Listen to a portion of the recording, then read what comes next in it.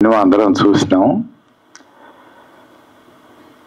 నారాయణమూర్తి గారి నిబద్ధత అది 4 దశాబ్దాల పైనే. ఒక నటుడు లేదా ఒక నిర్మాత 4 దశాబ్దాల నుంచి ప్రజా చైతన్యం కోసం కట్టుబడి సినిమాలు తీస్తూ నిలబడడం అనేటువంటిది అది అతి గొప్ప విషయం. అది ఆ సినిమాలు ప్రజల్లోకి ఎంత సంచలనం తీసుకొచ్చాయి, ఎంత చైతన్యం తీసుకొచ్చాయి అనేది పక్కకు పెడితే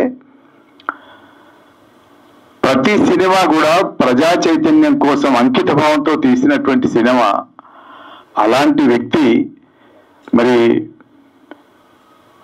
నాలాంటి వాడిని, నేను సినిమాలకు దూరంగా ఉండేటటువంటి వ్యక్తిని నన్ను కూడా సినిమాకు దగ్గరికి తీసుకొచ్చేసి వీర తెలంగాణలో ఒక పాట అందులో చేర్చుకొని సినిమా మనిషిని చేసినటువంటి ప్రత్యేకమైనటువంటి వ్యక్తి నారాయణమూర్తి గారు. నారాయణమూర్తి గారి గురించి గొప్ప మనిషి. నిజానికి సినిమా గురించి మాట్లాడమన్నాడు కాశీం, సినిమా గురించే మాట్లాడాలి. కానీ సినిమా గురించి మాట్లాడేటప్పుడు ఆ మనిషి గురించి మాట్లాడకుండా సినిమా గురించి మాట్లాడడం అది ఔచిత్యం కూడా కాదేమో అని అనిపిస్తుంది. ఎందుకంటే ఇంత వ్యాపార ప్రపంచంలో ఇవాళ విద్య కూడా మొత్తం, విద్యారంగం మొత్తం వ్యాపారమైనటువంటి దశలో, సినిమా మొత్తం వ్యాపారమైనటువంటి దశలో నేర ప్రవృత్తి కలిగినటువంటి సినిమాకు ఉత్తమ చిత్రంగా ఉండేటటువంటి ప్రోత్సాహక బహుమతి ఇచ్చేటటువంటి రోజుల్లో విద్యా రంగంలో ఎన్ని అవకతవకలు ఉన్నాయో అన్ని అవకతవకల్ని అతి బలంగా చూపెట్టగలిగినటువంటి సినిమా యూనివర్సిటీ సినిమా.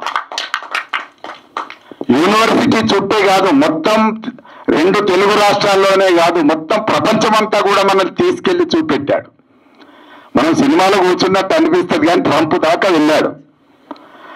ఆ విధానాల దగ్గర నుంచి ఈ తెలుగు రాష్ట్రాల్లో ఉండేటటువంటి విద్యా విధానాల దాకా ఎన్ని సమస్యలు నిరుద్యోగుల చుట్టూ తిరుగుతున్నాయి, విద్యా వ్యవస్థ చుట్టూ తిరుగుతున్నాయి అని చాలా చైతన్యవంతంగా, ఆర్ద్రంగా, హృదయం పెట్టి ఆయన సినిమా తీశాడు. కాబట్టి ఆ సినిమాను మనమందరం తప్పనిసరిగా చూసి ప్రజల్లోకి తీసుకెళ్లాల్సినటువంటి బాధ్యత మనందరి మీద ఉన్నది. ఆయన ఎన్ని ఇతివృత్తాలు తీసుకున్నా ప్రతి ఇతివృత్తం వెనకాల ప్రజా చైతన్యం అనేదే ప్రధానమైనటువంటి లక్ష్యం. అలాంటి లక్ష్యంతో ఇవాళ నిరుద్యోగ సమస్య చాలా తీవ్రంగా ప్రపంచాన్ని బాధిస్తున్నటువంటి సమస్య. ఆ ప్రపంచాన్ని బాధించేటటువంటి, బాధ పెడుతూ వెంటాడుతున్నటువంటి నిరుద్యోగ సమస్యను చాలా జాగ్రత్తగా